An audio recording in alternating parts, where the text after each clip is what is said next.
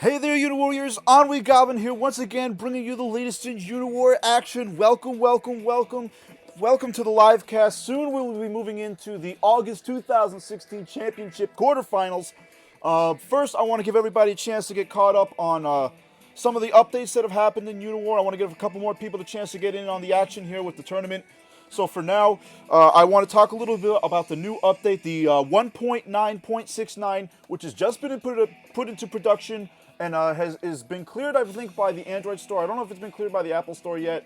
It's the brand new update, and it's got a lot of fixes on the map making system, particularly with the new tiles, which I think were some very needed upgrades that really changed the way the map editor works. First and foremost, these road tiles. I love the new aesthetic of the road tiles. The road tiles look very clunky and out of place with their original graphics. And now, the real cool thing about these road tiles is that they can auto-connect.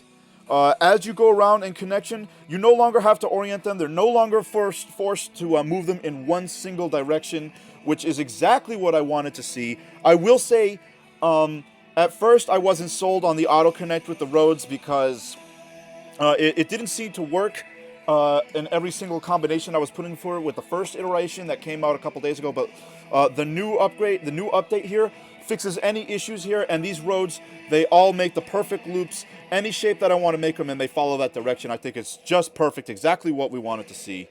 Yeah, exactly, Awesomerif. I really agree. I think this is the roads I was hoping to see. I actually think that the roads bring a lot of possibilities out on the map. Particularly, like, it just changes the way you think about the strategy. I was concerned that it would overpower the Marauders, but because even the ground heavy gets a -2 on the road, so it really thinks it forces you to be more careful with placement.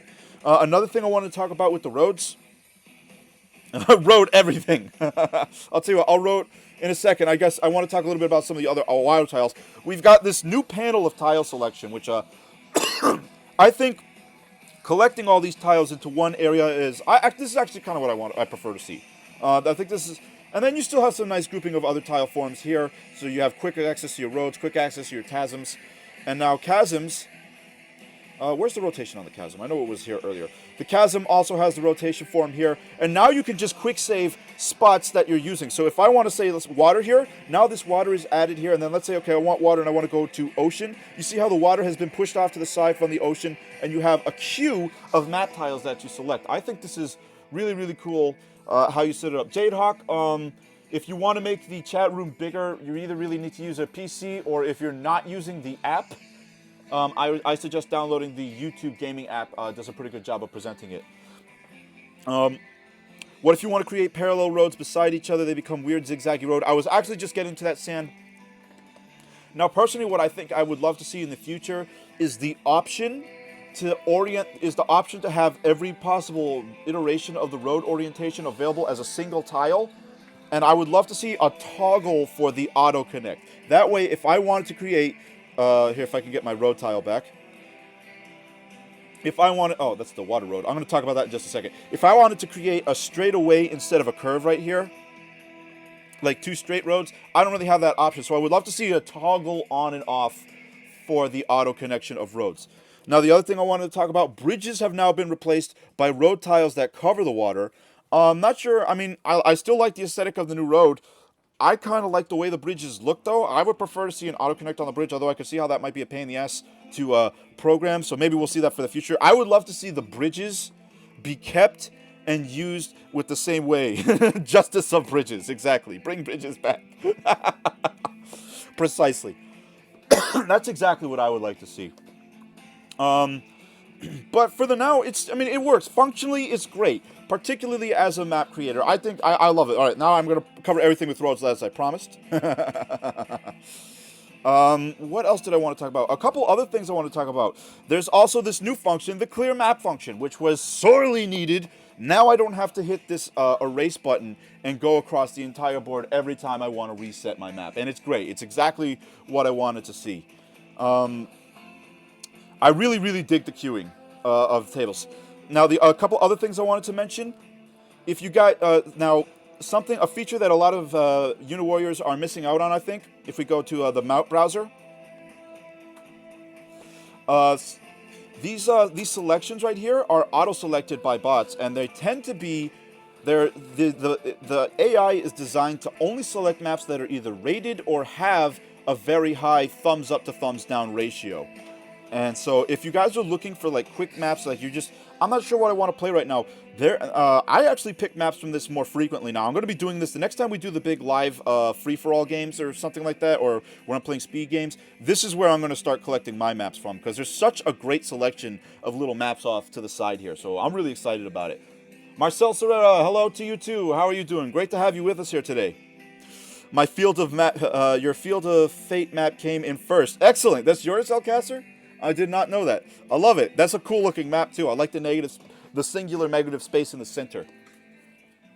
Last thing I wanted to talk about for this update, and something that I was really, really glad to see got fixed right away, as opposed to something that we would have to wait for, and that is the cities. If you look right here, the cities on the credits and base, where you see credits per turn, underneath credits per turn is now you have credits per base and credits per city. So now you are able to easily look at your war report and immediately figure out how much of my income is coming from my bases and how much is coming from my city. We really, really needed this. Especially on maps where there's a lot of cities to manage, and as cities become a more integral part of the upcoming iterations of the game, we need to be able to keep track of our credits. So I'm very glad. Shout out to Lodius for programming this. Thanks a lot for that. Much needed upgrade. So, was there anything else I wanted to talk about? Not really. If there's anything you guys want to mention, I'm going to give it about another 2 to 3 minutes to let a few more people get in here before we start the tournament. Anything you guys still wanted to talk about regarding balance issues, things you're concerned about with the map tiles? What do you guys think about the new map tiles in general? I think the roads, this particular map that I've built here, this is my map that we're looking at right now. Hold on, let me get the stream bar out of the way. This is a map that I created with the roads, and what I've learned about roads is that you have to be, sometimes less is more depending on your design. I've been trying to experiment more with these chasms. I'm learning more that these chasms are more about constricting movement than they are than anything else, and I actually like that. They're a very useful tool for movement constriction.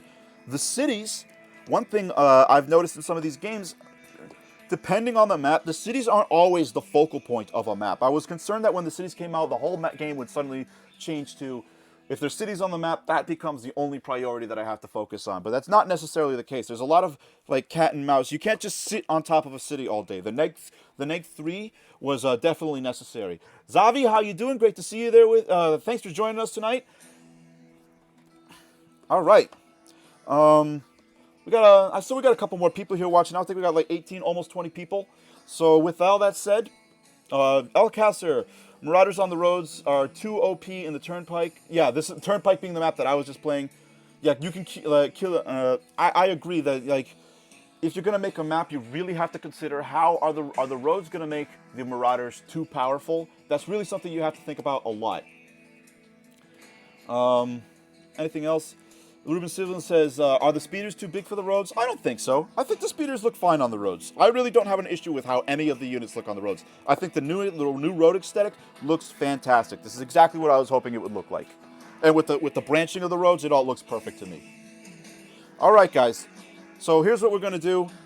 We've got a couple people watching here right now. I'm going to quickly set up the tournament match here, and then we'll be back. So give me 60 seconds or so.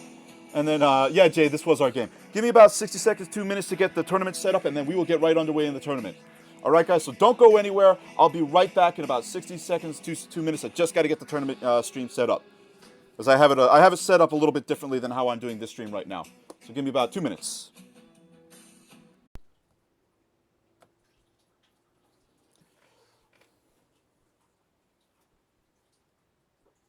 Hey, guys. All right, AngryWhoreJo here once again. Sorry about the pause, guys. I just had to get everything set up here for the next stream. I'm doing the stream a little bit differently than I was doing it earlier, so we just had to make sure everything was on the up and up. Sometimes I don't want to have the stream accidentally cancel us here. So, let's get started with this first tournament match. Excellent. And I got to get my music set up. Oh, it's all a mess. We'll probably put that out in post. Thanks a lot for joining us, guys.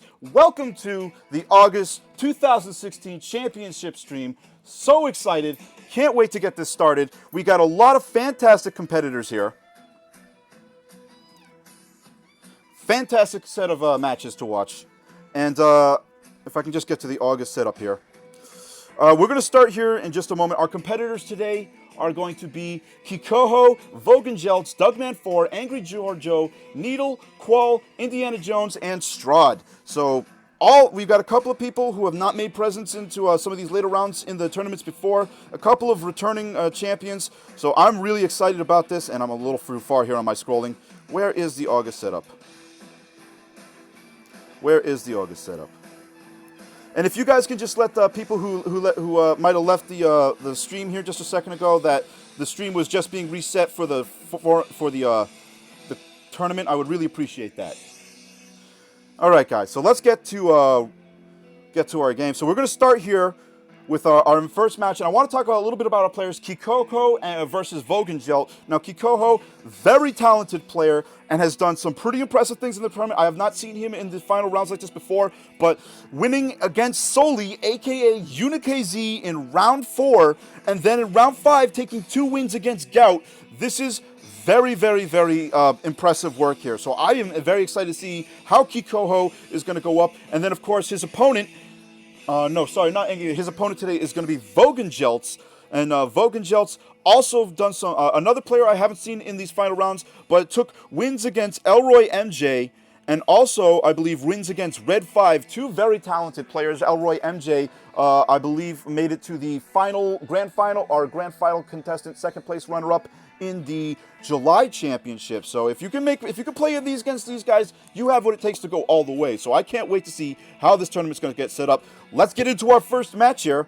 Is this the right map?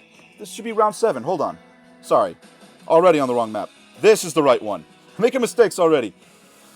This first map is going to be played on Different Road. I like this map a lot. I think this is a fantastic choice for one of the tournament maps on this August championship. No, I don't want to look at the creator. I want to look at Different White Road. There we go. Thank you. So this road, what does the credit count?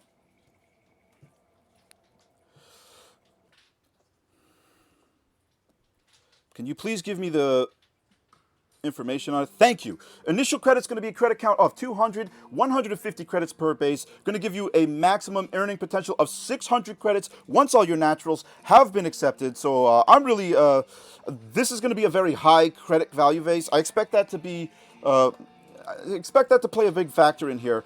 This particular game is going to, yes, I do want to exit. And now you're going to make me go back to the tournament. I need filters. I need filters for sure. One more time, guys. We won't have to look at this map a second time because all the maps today are going to be on this map. That's so annoying.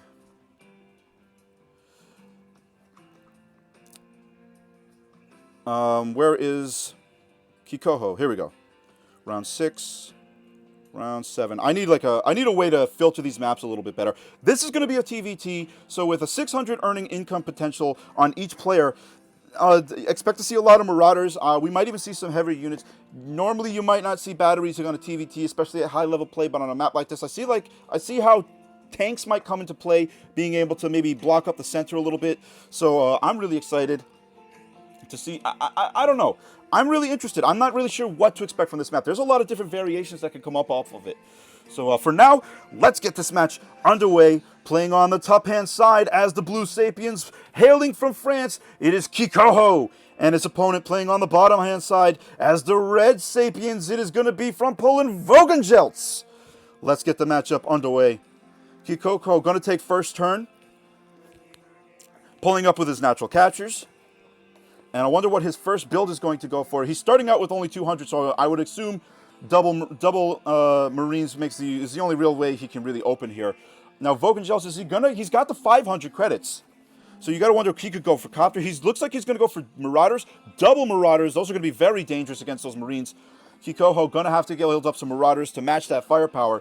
More Marines coming in from the center, and then a second Marauder in the center. So different positioning of the Marauders from Kikoho. And now Vogon Jeltz going to try and go for first blood here. Going to get the first kill on that Marauder. That Marine up on that health tile. Down goes the Marine. Vogon Jeltz taking first blood with the first 100 kill count. More Marauders coming out. Another double Marauder. So now we have quad Marauders from Vogon Jeltz. And now Kikoho eyeing some of these Marauders. Going to see if he can weak it down. Can he get a full kill on one of those Marauders? A kill now on a Marauder would actually be be very valuable. And then with the Marine, it is going to sweep it up, and now Kikoho pulling into the lead with the 250. His Marauder on that health tile is a little bit vulnerable. There's a lot of Marauder firepower to return here. More Marines and more Marauders coming out from Kikoho on the board. Now Vogan Jeltz, he's got the 600 income, so he can build 2 Marauders and another Marine if he wants to. Hammering that Marauder on the health tile, and that Marauder is not going to be able to survive. And is that Marine going to be eliminated as well? The Marine is pretty vulnerable. There's 2 9-health Marauders up on that speed. Vogan Jeltz also pushing Marines up onto the mountain tiles in the center. And it looks like Vogan Jeltz opting to go back for the 2 heals here on those Marauders. And now Kikoho trying to weaken that Marine on the southern base to the left. And now these Marauders going to try and get another Marauder kill and a second Marauder kill, and Kikoho pulling once again into the lead with 500 over 350. And then more aggression against these Marauders, really taking advantage of that movement, doing a great job of mixing up these attacks with these Marines and Marauders to get maximum hits off this. And with the gang up, is that Marauder going to go down? And the Marauder does go down. Double Marauder casts, double Marauder kills. I am really excited about that. I will be casting September Championships, Arek. Now Vogan Jeltz going to have to try and return fire, taking a Marine kill, but he really needs a Marauder kill right now to stay in this game. And it looks like he just might have enough to do it. He's got 2 full health Marauders here. Second Marauder going to come in and take that shot. 4th shot against the Marauder, and the Marauder is going to go down. Vogan Jeltz getting a very nearly crit even. And now with that Marine kill, going to pull up into the lead by 50 credits. 800 over 750 for Vogan Jeltz. And now 900 with a second Marine kill at that bottom base. And now Vogan Jeltz resecuring his position, pumping out more Marine Marauder combination. Kikoo hero now here. Going to try and do the gang up. He's going to get the +2 gang up for a 3-shot, and is that going to be enough to eliminate it? He's going to get down to a 2-shot, and with that 10 health, full health Marine, finally going to take the kill, and Kikoho yet with another Marauder kill. I think that's 4 or 5 Marauder kills for Kikoho. Kikoho, it's a consistent battle for those mountain tiles. And now Vogan Jeltz not wanting Kikoho to get any level of center control, ignoring that, and there's also a tank in the back for Kikoho, so it looks like Vogon Jeltz is going to try and shift his strategy to the western side, as those Marauders are going to make a very weak substitute against that tank. But still, these 2 Marauders here on the side are going to be able to get some shots. Maybe double back, is that 10 health going to be able to eliminate it right away? That is huge. That 10 health does get the kill and is able to dart away from the tank. Great move for Vogon Jeltz, pulling ahead 200 credit counts into the lead. And now a helicopter on the board for Vogan Jeltz to counter that tank, and that tank's approach suddenly got a lot more difficult. Kikoho now going into the center, getting another Marine kill, trying to keep that score open, doing a very good job of rotating these Marauders. And now the tank push is coming here onto the health tile, and that tank on that health tile is going to be extremely difficult to eliminate. Double healing on that Marauder at the top. Another Marauder coming up on the board, then another Marine. Kikoho has enough for another Marauder, and he's going to make the purchase. We have 5 Marauder versus 4 Marauder with helicopter. That helicopter now going to take its free 2-shot against the tank. Yeah, the tank is going to be able to heal, but at this point, the tank is just going to be a placeholder shield with those helicopters on the board. And a second helicopter for Vogan Jeltz. Vogan Jeltz bringing back all his Marauder line, trying to get a full heals on all these Marauders, make them a lot more powerful for the later attacks. And it looks like he's going to bring them up to a 9, 6, 10, and 8 health Marauder. Kikoho here now, taking advantage of the fact that the Marauders are all doing heals in the bottom, pushing forward, trying to get control of some of those mountain tiles, and it looks like that Marine is going to get down. That 9 health Marauder will easily be able to eliminate it without any return damage, bring that Marauder back up, and now mountain tile going to go to that Marine in the center. Kikoho wants those Marines on those mountain tiles are going to be even more important now that those 2 helicopters are here at that bottom space. Now the Marauder from Kikoho getting a second Marine kill, pushing him slightly in the lead, 1.3 over 1.2. And both mountain tiles have Marine control. That is going to make the approach from these helicopters far more difficult. Kikoho doing a very good job of pumping out the Marauders. Now Vogan Jeltz having to sacrifice a lot of Marauder health to eliminate these Marines on the tile. And now he's going to have to sacrifice some helicopter health And I think that exchange actually favored Kikoho. He lost Vogon Jeltz, frees up the mountain tile, but loses 4 health on his Marauder and another mouth on his helicopter. Vogon Jeltz continuing to have to waste health on these helicopters. That's all. Those Marines have got, for that 200 credit count that you're going to lose on these 2 Marines, they've gotten a tremendous amount of value. Oh, and that 10 health helicopter, though, going to escape without any damage, and that will help keep Vogon Jeltz grip on the center. Not on the center, but on the game in general. Vogon Jeltz bringing out more Marauders, and now it's looked like it's going to be Marauder spam versus another Marauder spam. I believe Kikoho still has the advantage on the Marauder count. And now Kikoho going to try and quickly rotate these Marauders in and get that kill on that one base. That base is going to be exposed, but I don't think he's quite ready to bring the cap on the base just yet. Kikoho doing a both players doing such a great job of rotating and healing these Marauders. Going for double heals on all the Marauders on the back line. Now double Marine ready to push forward with those Marines into the center again. Finally a helicopter from Kikoho to try and counter some of this anti-air. And now Vogan Jeltz using those helicopters to get free shots out that tank. At this point, those helicopters, their job is to make sure that tank doesn't have enough health to justify pushing forward from that health tile. You want to make sure that it has to stay on that health tile and cannot threaten that base at the bottom. Meanwhile, Vogan Jeltz getting some shots, taking down one of those Marauders, denying his ability to get onto that mountain tile, and pulling 200 into the lead for Vogan Jeltz. More Marines. Now Vogan Jeltz realizing he's going to have to push forward with the Marines if he wants to control that center. So he's going to lose control of that right mountain, but that left mountain, it's now he's going to have the initiative on. More heals for Vogan Jeltz on these Marauders at the south base. And now Kikoho going to bring his Marauders down. He's got a lot of full health Marauders, and he's going to eliminate that Marine, and that mountain tile is going to remain contested. And it looks like Kikoho eyeing a big Marauder kill. A Marauder kill here would be huge. Is he going to be able to pull it off? He's got the 9 health there. 9 health takes it down for a 4-2 exchange, and the Marauder does go down. And now Kikoho using his helicopter to get a 3-shot on that tank in the base.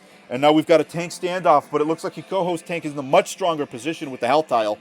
Getting the +4 heal. Double heals on that Marauder now. And with that Marine push onto that center tile, Kikoho maintaining center control for the duration of the game. More attacks against these Marines, and a lot of these units have been softened up very ably by Kikoho. Vogan Jeltz now going to return fire. He's looking to eliminate some of these Marauders in the center.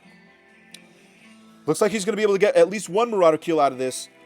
Down that 8 health Marauder, moving south and taking the kill for a 1.9 over 1.7. And now Kikoho has to take a 3 exchange for the Marine on the mountain. That is a big shot against that Marine. That is a lot of helicopter health. But it does put Vogan Jeltz is 300 above, so I think he can afford to take the helicopter health. Vogan Jeltz now hammering away at that Marauder in the center. He wants that Marauder to go down. He cannot let it live or else it will heal instantly. But with enough firepower, a second Marauder kill, and now Vogan Jeltz propelling himself pretty far, 2.2 over 1.7. And with that, moving that Marine up onto that mountain tile, getting some very big shots, and now 4 health against that helicopter has been taken, and the helicopter down, and now Vogan Jeltz skyrocketing 1,000 credits into the lead here over Kikoho. Kikoho going to have to take a very big turn. And with another tank to the left and another Marine to the right, those bases are pretty well defended. Marauder going to try and ship away, and now the tank finally making its descent southward and eliminating that Marine on that base. It looks like Kikoho going to make an effort to try and clean up this map a bit. Kikoho getting another Marauder kill. Climbing his way a little. He's only 600 under now. If he could do 600, if he could get a helicopter kill, he's back in the game. Kikoho now moving on to the health tile. Taking a -2 against that Marauder. Is that Marauder going to go down? That would be a huge kill right now. It looks like with the 10 health, the Marauder is going to get eliminated. And Kikoho once again pulling himself to 2.4 under 2.7. Can he get more damage out of this turn with a heal and a pullback on these 2 Marauders? And it looks like that is going to be the end of Kikoho's turn. Another helicopter coming out to try and counter these other 2 helicopters. Now the tank pushing its way upwards. Kikoho cannot let that tank take the center health tile. It would be disastrous. More Marauders coming out from Vogan Jeltz here on the south. and an Engineer to get the 2 health heal, and that Engineer going to be able to provide a lot of value to these Marauder heals. Suddenly these Marauders go from a 4 and 6 to a 7 and 10, and that is a lot of health regeneration. Vogon Jeltz looks like he's going to take his 300 credit advantage, consider himself well off that he's staying ahead of the game, and Joe for a full heal turn. And now Kikoho, getting the chance to take initiative on the turn, is going to try and push upward. It looks like he's going to use that Marine to very good effect, and with the Marine and Helicopter take a 6 out, and the Helicopter is going to get eliminated. He looks like he's going to have enough Marauders.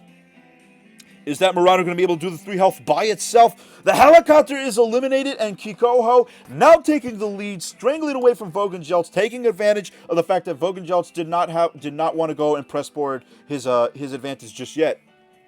And with that, Kikoho taking a 3.1 over 2.7, and Kikoho taking actually a pretty sizable lead. 400 credits, that's not bad. Going for heals on these Marauders in the back. More Marines more Marines, double Marines. And 3, and is that going to be a 4th? No, and another Marauder. 3 Marine Marauder. That's a pretty powerful turn. Oh, snap. And there's the GG. I didn't even notice it. And that's Kikoho taking this game in 11 rounds. And it looks like Vogan Jeltz... I don't know if Vogan Jeltz had to decline this match just yet. I felt like it was still fairly within range. We'll have to look into the other game and see. Maybe that will give us some clues as to why Vogan Jeltz did. This is a bit of an early GG. I do really love the turn from Kikoho, where Kikoho was 700 under, and in one turn managed to bring him from 700 under to 400 above. So he did an 1100 credit return on round 10, I think. Fantastic game. I really wish we had gotten to see this one through to the end. This is a game that I could have seen another couple of rounds from. I was actually excited. I really wanted to see if this tank was going to be able to make the push to the center. All right, guys. We are doing 8 casts. Count them, 8 casts today. So we are going to have to gloss over some of the post-game analysis. I will say I think the game here was made... This was a game... This round right here was the round that really decided. Round 10. And Kikoho just doing such a great job of cleaning up these mountain tiles first, bringing these Marauders in, getting the next Marauder kill, pushing the Marines, and this Marine push onto these mountain tiles was a theme for the whole game. Kikoho can control the center for almost the whole game, and that's what set him up to be able to do such a big damage round turn, and to go from 1.7 to 2.4 to 3.1. That's all from center control. So great game. Let's get into the second match now. Where is the... There we go. Thank you. So let's get into the match. First match going to Vogon Jeltz in 11 rounds. We are now going to be moving on to the second match. Once again, another TVT between our competitors, Kikoho and Vogon Jeltz. Kikoho and Vogon Jeltz now going to be trading sides. Let's get directly into this match. Playing on the top-hand side as the Blue Sapiens, it is going to be Vogon Jeltz. And his opponent playing on the bottom-hand side from France, it is, as the Red Sapiens, it is Kikoho. Let's get the match started and underway. Vogon Jeltz going to be making his natural captures towards the center. And I'd be surprised if he did anything but double Marines. That's really the only opening that player 1 has on this map.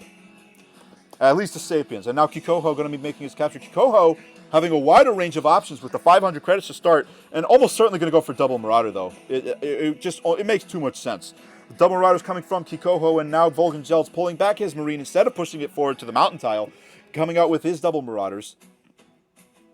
And now Kikoho going to try and soften up that Marine, and is he going to be able to get a kill right away here? Nope, opting not to go for the kill. Going to be able to easily repair that Marauder, and just wants to soften up. I think 6 health on a Marine for 3 health of a Marauder this early into the game is a pretty fair exchange. And Vogon Jeltz now going to be able to return fire, opting to go for the same type of exchange, not getting quite as much damage, only getting a 5-shot on the Marine. Still a very even game, though, of course. And Vogon Jeltz going for 2 more Marauders here. It looks like we're almost mirrored. Very, very similar openings for both players. And Kikoho going for looking to readjust his Marauder line, and that's probably the smart move. Keep him in the back where the other Marauders can't get to them. Out comes the tank to defend the point, so it looks like Kikoho not going to be focusing on the center control so early games just yet. Waiting for that other Marauder to get the other Marauder has to get a full heal too, so he doesn't want to engage the Marauders directly. Also, Vogon Jeltz has better control in the center, so that makes sense. And Vogon Jeltz going to take first blood with that early Marine kill on round 4 here. Actually, that's not a very early Marine kill. Round 4 Marine kill is actually kind of late. And now Vogon Jeltz following suit, taking his kill, putting his weakened Marauders in the back and going for full heals. Pretty good turn. Taking that 100 credit kills and then pushing everything back for heals. I think it's exactly what it needs to see. And now Kikoho, and he's going to make a very dangerous push with that tank towards that health tile, though. That tank on the health tile is going to be very difficult to be dealing with. And now the Marauder comes in for that first kill, and Kikoho going to even up the kill, not wanting to fall behind on credits. And with that other full health Marauder, going to be able to eliminate a Marine, and not just any Marine, but a Marine on the mountain tile. And that is going to propel Kikoho into 200 over 100. And I think that killing the mountain tile Marine is a big deal right now, especially with that tank threatening the center health tile. And now Vogan Jeltz, realizing that I'm a little surprised to see the Marine coming off the mountain tile, although I do see the point of it. At least he's going to get a kill. He is going to die next turn due to the tank anyway, so at least take a kill with it. Vogan Jeltz has evened up the credit kill score, but he's had to sacrifice position in the center. And he's got the copter out to counter the tank, but even with the copter, if the tank is on the center health tile, that copter is not going to be enough, and then the tank can block access to the center all day. And now Kikoho, there comes the move of the tank onto the health tile. That is going to be a very dangerous position that is going to make it real hard for Vogan Jeltz to make a push forward. Kikoho getting some heals, and it looks like they're going to be able to get another Marine kill to the left here. One of these Marauders at least should be able to take it. Or is he really not? Is he really going to ignore the Marine? He's not going to go for the kill? No, it looks like Kikoho preferring to do full heals on the Marauders than go for the one kill. I get it. You could chase that thing down anyways. There's really nowhere for it to go that you can't hunt it down on turn 7. So that makes sense. Did I say TVT, guys? My bad. I'm doing like 5 things at once, so my apologies. And now Vogan Jeltz. Is he going to get a little damage? Taking a one shot on the tank. The tank is now at 5 health. Another Marauder. Is the tank going to go down this turn? Another health. I don't know if he has enough. He has enough to weaken it down so that it won't be able to get a full heal on the next turn. Bring it down to a 3 and a 2. Oh my gosh, is that tank going to go down this turn? One more, and does he have enough? He has just enough, and the tank is eliminated with relatively little Marauder health actually being sacrificed. That's a very big move, and Vogan Jeltz in opening up the center and with the 2 helicopters is actually pretty far in the lead now. I'd say, with a 600 out of 200. Kikoho going to have to make some big kills here to keep himself propelled forward. But we also saw that Kikoho very good at managing himself when he's undervalued in the credits. So the game's certainly not over. Kikoho now taking 2 Marine kills, putting himself at 400, under 600. Another Marauder kill, and now Kikoho actually regaining center control. And with that, and putting the tank again on that health tile, those health tiles are very good for tank pushes. And now with these Marauders so center-oriented, it's not going to be so easy to focus by your tank a second time. And here comes the capture attempt from Kikoho. No, just for the cap, opting not to go for the capture, and instead using that Marine with the base cover to get the kill on the runner on the north. This is a very aggressive.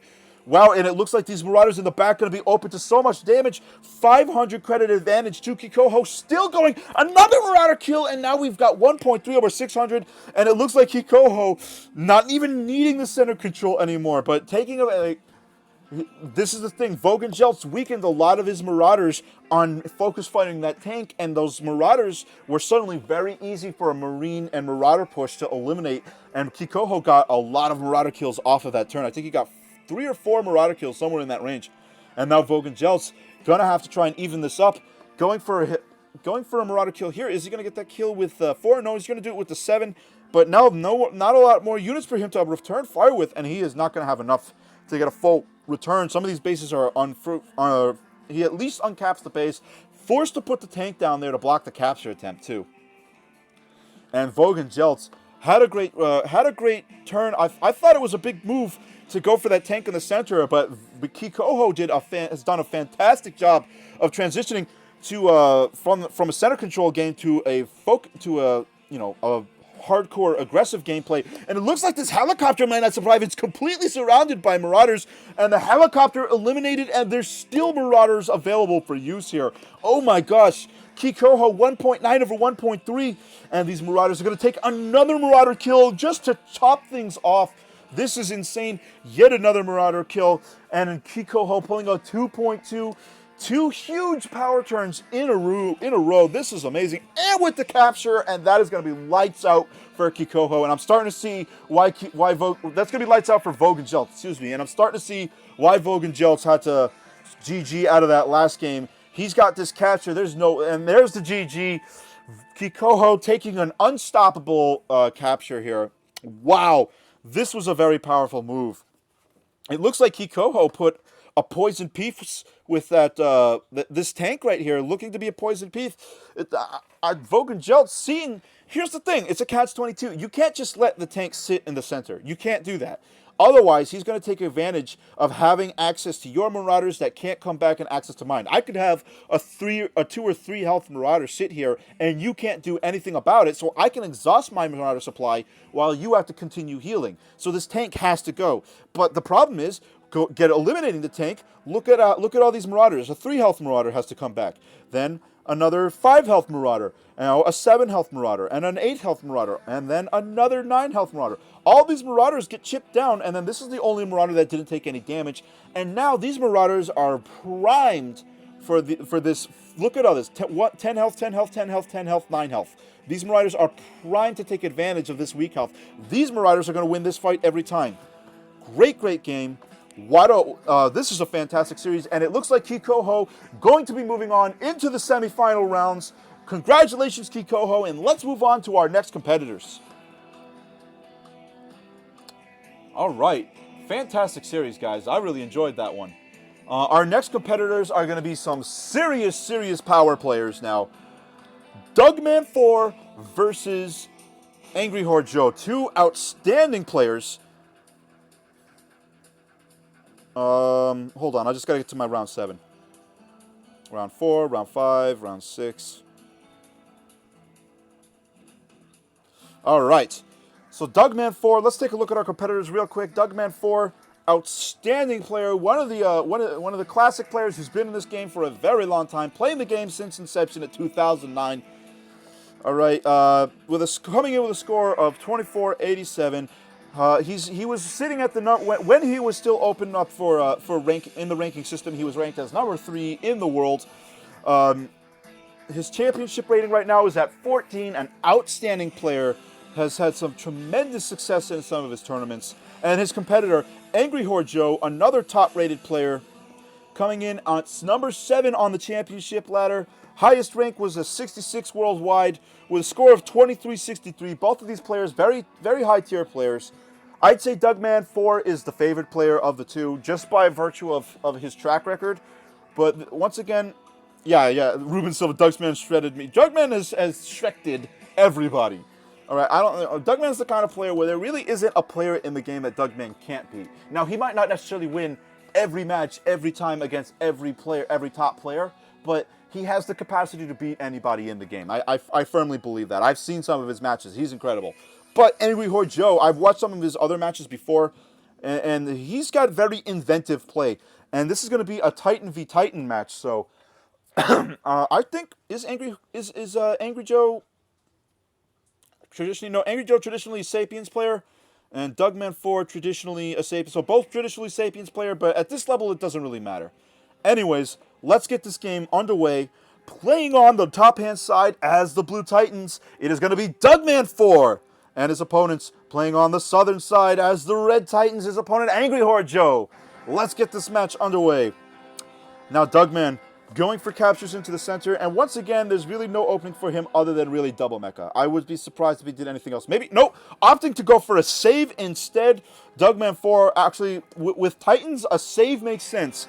There's nothing, there aren't any Marauders to worry about. Yes, there are speeders, but now Dougman 4 has enough to respond with double mecha and now double speeder. Excellent, excellent decision, actually. I think the save was the right way to go. And now these speeders just orienting themselves around the center. More speeders coming up from AngryWhoreJo. And it looks like it's going to be a speeder swarm game, guys. Which I'm not surprised on this particular map. Speeders got very, very, very powerful unit on a map like this. And it looks like Dougman 4 going for the early plasma to try and chokehold that center point. More mechas, and it looks like Dougman 4 opting to go with the mecha heavy combat. And now AngryWhoreJo opting to go for kills on these mechas. He's got to take advantage of these speeders while they're still valid in the center and around the sides. If you're going to go with mecha, then you're opening up AngryWhoreJo is going to have to try and be aggressive. And AngryWhoreJo now building a plasma of his own, looking like he's going to try and huggily take an approach. But Dougman 4 responding with a second plasma to guard that point. And with the plasma push on the center, Dougman 4 now having very firm control of the center game. Dougman 4 orienting his speeders around, pushing them up to that baseline so that they can get further attacks all the way to the back row. And now these speeders trying to form diamond formations. That mechas are following up behind that plasma. The plasma has AngryWhoreJo's plasma does have the position, and it looks like Dougman 4 going to make a big push with the cap and the plasma on the bottom. Is he going to be able to make something happen here? No, just trying to eliminate some of that mecha line, pulling that plasma back, not wanting to engage the other plasma while it's on the health tile. And here comes AngryWhoreJo, and it looks like he's going to be setting up a big gang up on that. How much can this gang up set up for that attack? And with a one-shot, not as much as you was hoping, but at least it's some damage. It will reduce the firing capacity. And with another, now a 2 health on that tank, though, and the Telewhistle down to 7. And it's going to be able to get another gang up on it. And with another neg 2, it's actually been pushed down to a 5 health. And now, with the mecha, he might even be able to push it down to a 4. And that tank is going to have to be retreated soon. Yet more damage on the tank. Bring it down to a 1. Is that going to be it? That's going to be all the damage. Focus firing down the tank from a 10 to a 2 health. Big 8 health damage on that tank is going to be a lot. That tank is going to be forced to pull back. And with the other plasma tank that's been built, that tank is not long for this world. Now Dougman going to have to respond with some speeder kills. And the walker comes up from Dougman, and that's going to be a bit of a game changer. That is going to give him a lot of right-hand side control. But you got to be worried about that left-hand side. That push from that plasma tank is no joke. Dougman 4 continuing to try and lock in some more mecha kills, pushing that tank back up, forming a very nice mecha line to try and protect it. Is it going to be enough, though? There's a lot of speeders here. These speeders might be, the speeder-mecha combination might be just enough to eliminate that wall and open up that plasma tank to the full shot from that 10 health plasma. A neg 5 on that, and the wall is going to go down, it looks like, possibly. Another 2 health. Is that 4 health speeder going to be just enough? I don't think so, but there is another 10 health tank in the back, and down goes the wall. That means that another plasma tank is going to be eliminated, and AngryWhoreJo skyrocketing himself to the front of the lead. What a match. Oh, man, what a move. I'm really, really shocked by that. That's awesome. I'm really, really pleased to see that. I was not expecting that.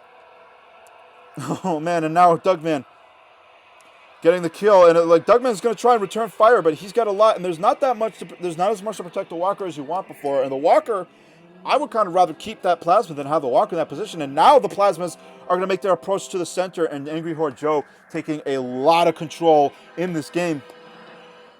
And these speeders are going to be able to sit back and do those 2 heals all day. More mecha approach, and that flank on the left is going to be really, really, really vulnerable right now, even with the walker. And there's the GG. AngryWhoreJo taking an 8-round victory over Dougman 4. And the positioning, this is just, the positioning is totally AngryJo's favorite at this point. There's really no way for Dougman, I think, to come back from it at this point.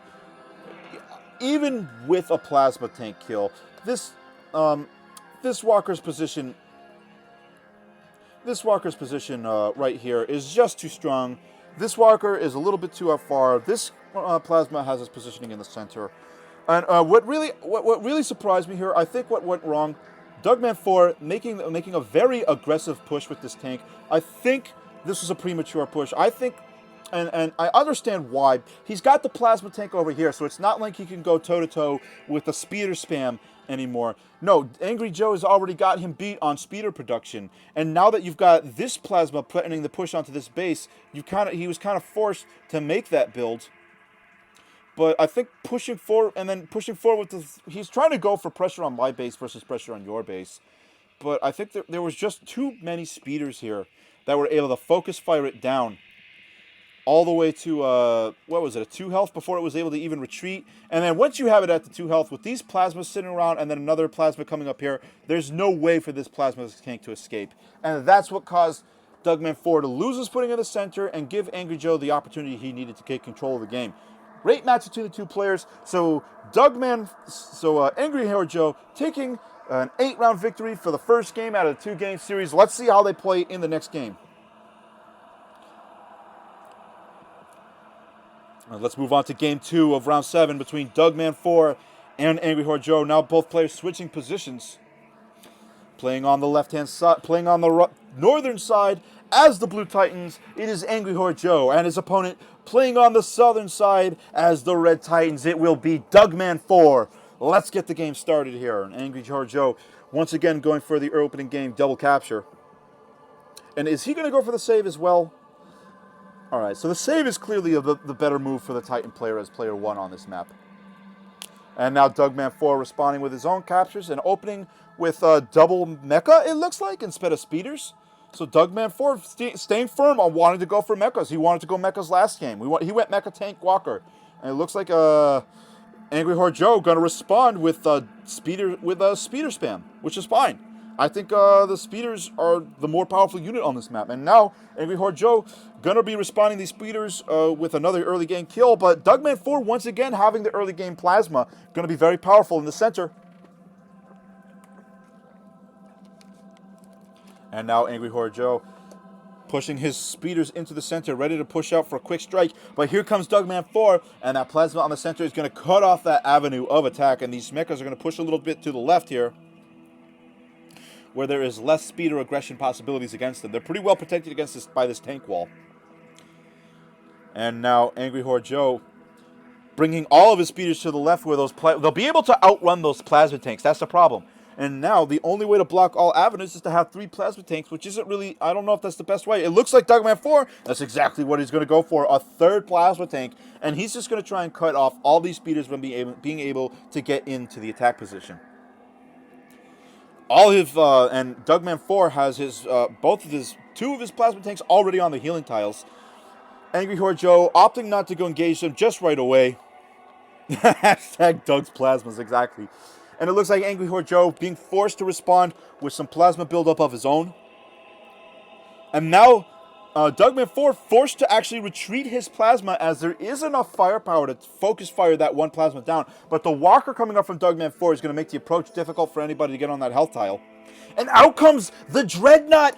Oh, oh snap. AngryWhoreJo bring the Dreadnought. He's going to bring water power into the game. I was not expecting that at all. Big shocker move. That's a big power play. That's actually going to give him all the access to the center he needs. And there's simply no way to get to that Hydronaut in the back. And now AngryWhoreJo going to get aggressive, taking control of those healing tiles. And the Hydronaut going to take a 3-shot on the plasma tank. With the speeder combined, another health on the plasma tank eliminated. And these speeders, they're going to be focus firing this plasma tank all day long. How much can he get to it? More speeder aggression. Bring it down to a 4. I think he has almost enough to kill it right now. Can that plasma tank reach that spot, though? Bring it down to a 3 health. Now a 2 health. And that other plasma going to be able to take advantage of the center healing tile. And another plasma tank on that right-hand position to chase down that 2 health tank for the next turn. And now the walker and plasma tank going to get a plasma tank kill right here with that 2 health, with that 10 health speeder.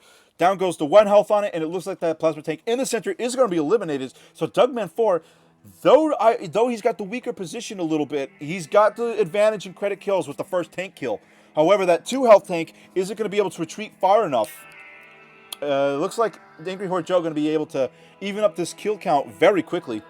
And now these speeders going to focus fire down on this tank to the south, to the southwest. Plasma going to get another 2-shot, and that Dreadnought now is going to be able to take the 3-shot. Down goes the plasma from the Hydronaut all by itself, and now this plasma is going to be free to get shots against these speeders, and that is going to be a big credit swing to AngryJoe's favor. AngryWhoreJo now trying to eliminate some of this mecha line. It's going to get an additional mecha kill would be huge here. further widening the gap. And it's the mecha on the heel. And now the walker is going to get hit with the 5 health speeder. And the walker taking a 2 health. That's huge. And that Hydronaut is going to be able to focus fire that Hydronaut. I think that Hydronaut can one-hit that walker. The walker forced to retreat. Out come the speeders to defend it. Not looking good for Dougman 4. Dougman 4 does get a speeder kill here. Is he going to be able to take a second speeder kill? He desperately needs one. I think he does have enough firepower. And that mecha is going to be just enough to take a speeder kill right there. Dougman taking the lead, but not by much. And out comes the Hydronaut from Dougman now to respond. That could actually be a big factor. With the assimilator on the heels, that Walker's going to be able to heal up really quickly. But now AngryWhoreJo going to be able to take advantage of his control of that right center area. Taking some more mecha kills with this plasma speeder combination. And that Hydronaut is able to make it so that you can take shots against those mechas with the speeders and cost it almost no damage. And out comes another walker from AngryWhoreJo, and that's going to be very dangerous. Dougman and AngryWhoreJo, both players still dead even on the credit kill count. I could realistically see any player taking this game. Although Dougman is going to adjust his walker's position yet again instead of going for the heal. And now the Dreadnought going to take a big 8 shot against that mecha at the side. But is it enough to kill it? No, the mecha is going to live, and it won't be enough for the full kill. And the kill count score is going to remain even between the two players. And now that walker also adjusting its position. Both walkers trying to see how much control on the center they can get. That plasma tank also pushing itself into... the plasma tank is actually in the walker's range, though. The Hydronaut having to move along with the walker's position.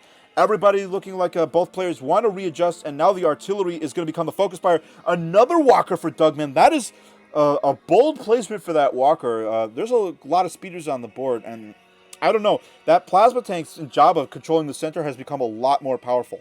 Although, 2 walkers, if you can't keep those walkers alive, that's going to be so much more difficult for AngryWhoreJo to make his approach to the center. And now all the control is with those 2 walkers. You can focus fire to almost anything.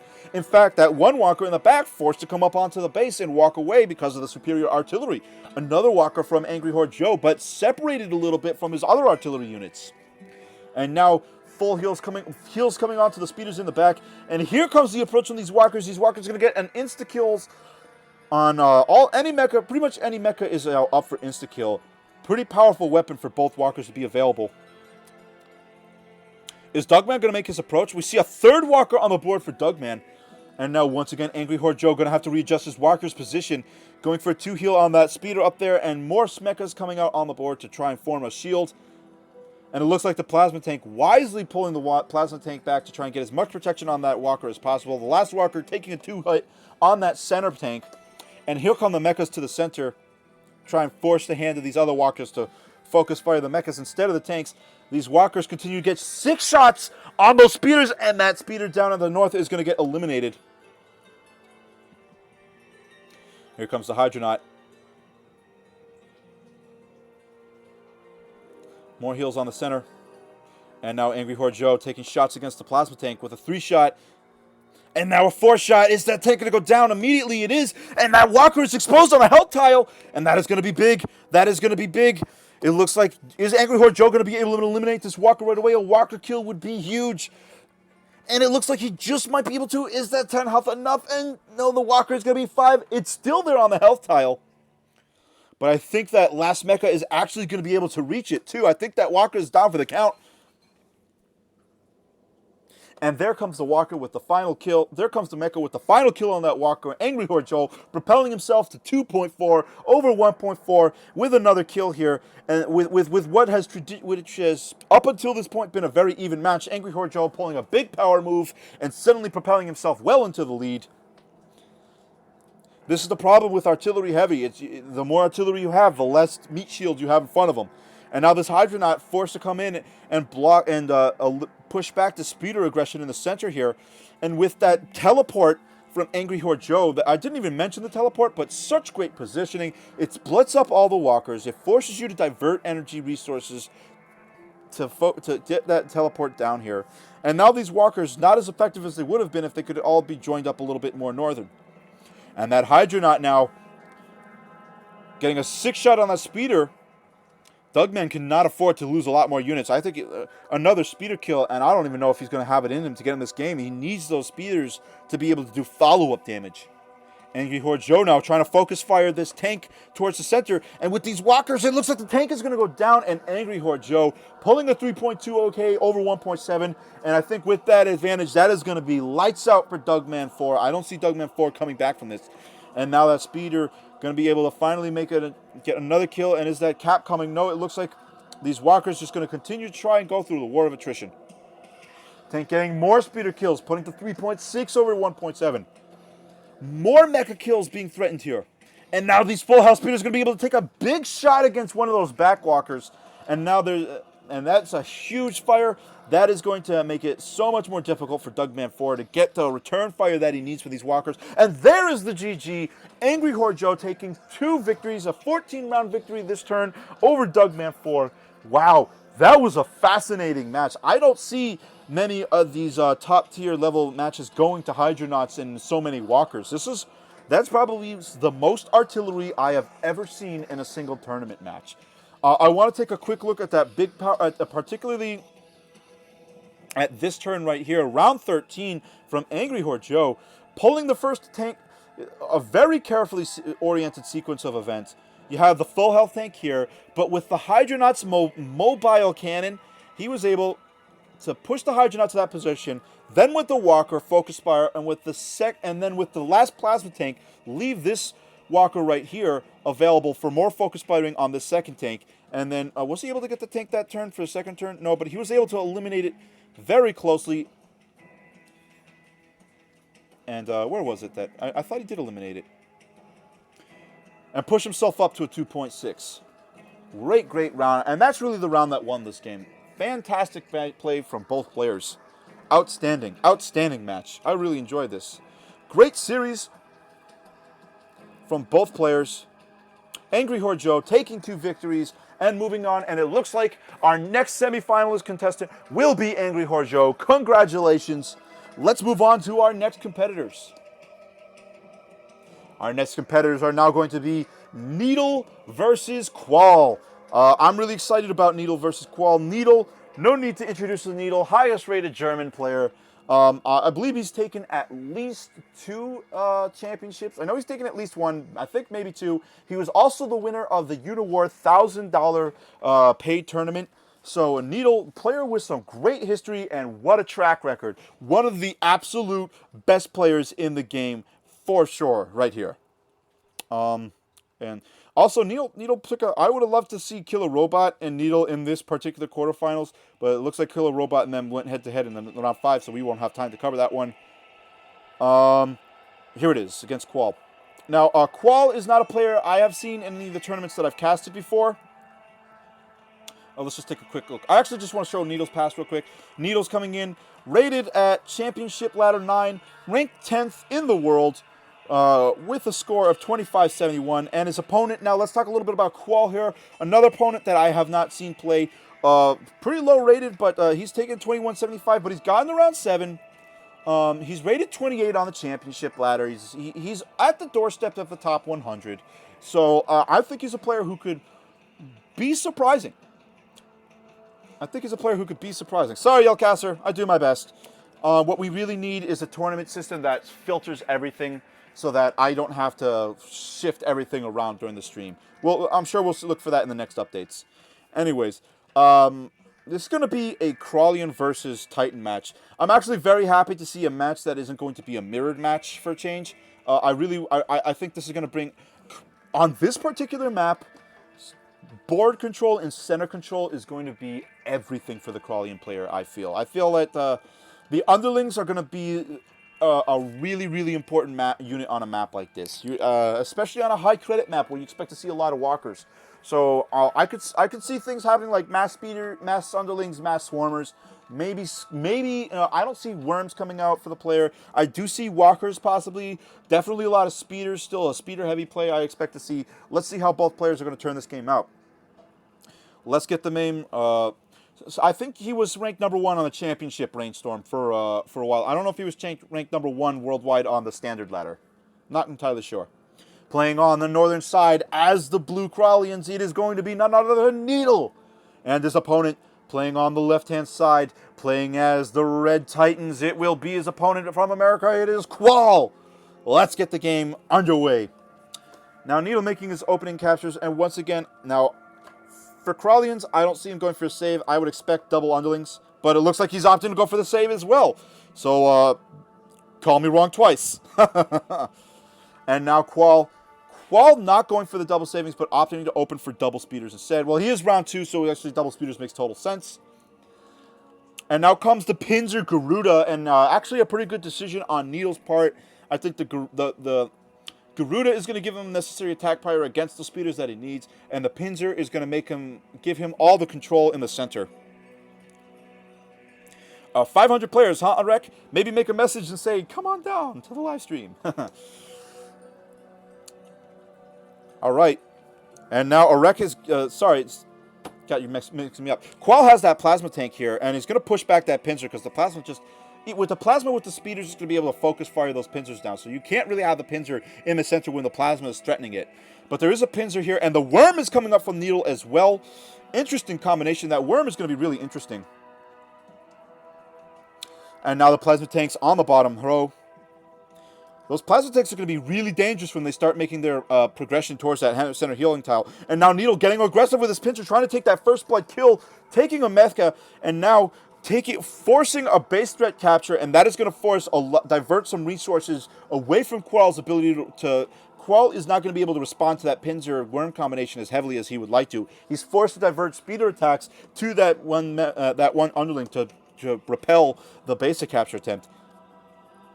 And now Quall trying to get some gang up on this Pinzer. How much health can he get down to? He's already got a neg 2. How much is that plasma going to take away from it? A neg 4 on it, but is it going to be able to survive? That's the question, and it looks like the Pinzer is going to be able to make it, and that Garuda is going to come in here for a kill, and that Worm now in a really deadly spot against those swarmers, against those speeders and plasma tank. And here comes the Worms, and down goes the speeder, and Needle now throwing himself into the lead by 450 over 100. Outstanding. And now these plasma tanks, once again, diverting resources towards that base cap. These plasma tanks and speeders, and now on that space, once again, another mecha for that position. But Quall not matching the damage output quite. There is an Eclipse on the board, but it's not really in... There's not that many aerial units. I disagree with the decision for the Eclipse. And now Needle going to hammer away, and with the Worms and the Pinzers and the Garudas, these tanks are going to get shredded to pieces. And now the Pinzer finally free to readjust his approach to that center position once again. Here comes yet a third Worm from Needle. This is the tournament. This must be the tournament map of artillery, guys, because this has been some of the most heavy artillery play I've ever seen in a tournament. Now these speeders are going to try and focus fire down the Pinzer. A Pinzer kill would be huge here. I think he's going to be able to get it, and down goes the Pinzer, and suddenly Quall pulling himself only 300 under at a 650 under 900. More mechas here to try and deal with the problem. And out comes the Hydronaut. And that Hydronaut is going to make it, is probably going to force back that Pinzer's approach a little bit. Getting some heals on his mechas. Trying to take another kill here on that underling, but it's not going to be enough. Wearing down. And now Needle not putting back the Pinzer, but keeping it on that center tile. And with these underlings, they're going to try and get some damage against those plasmas. And with the gang up, is going to get the +3. And now the neg 3. Here comes the neg 4. Is that plasma tank going to be able to survive? No, the last Worm is going to be able to put us in a position. Another plasma kill for Needle, putting him at 1.5 over 650. What a move. And with the healing tile, going to get a full heal on his Pinzer as well. Big power move for Needle there. That was the last thing that Quall could afford in his position right now.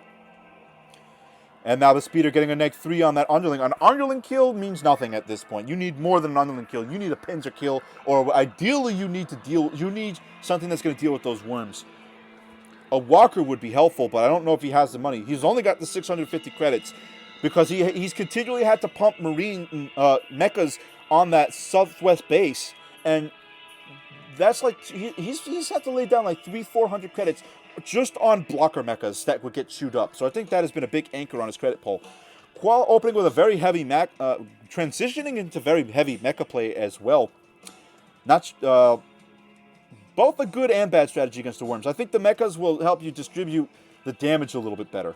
Will help keep the damage from being too harsh from those worms. But these worms are still continuing to get kills left and right. More underlings coming out from Needle. Another pincer from Needle. Quall once again trying to readjust, and this Eclipse really hasn't been able to do anything of value. Another Hydronaut on the board. That's actually going to give a lot more center control to Quall. The question is, how is it going to be? Is he going to be able to get the damage before too much damage has been done to his front line? More speeders from Quall getting heals here now. Forced to get heals on those speeders. They're not going to be of any value in attack situation just yet. And now these worms getting very bold with their approach. With these pincers to come in as blockers, these worms can do huge damage. More mecha kills from these worms. Second mecha kill from another worm. That underling in here is able to sweep up, and 3 mecha kills in as many moves.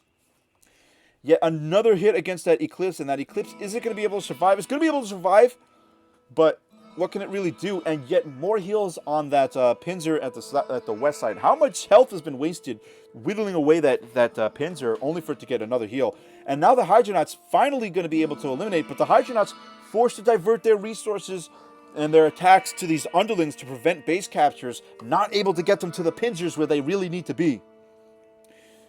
More mechas being built, and just Quall at this point is just replenishing a wall that continues to get torn down, instead of being able to spend the credits on heavy artillery and heavy units like he really needs. And here comes Needle with another kill on the mecha, and now that pincer going to be able to take the point on the base, and a 6 health against the speeder to boot. Here comes more mecha kills from the worm underling pincer combination in the center, and that pincer making a very dangerous approach right between the 2 south bases. That's going to be a pain. More pincers against that next 7 health. That just distributing damage. At this point, Needle isn't even interested in kills. He's interested in reducing attack potential. And now these Hydronauts, the only units that could do any real damage left in the game.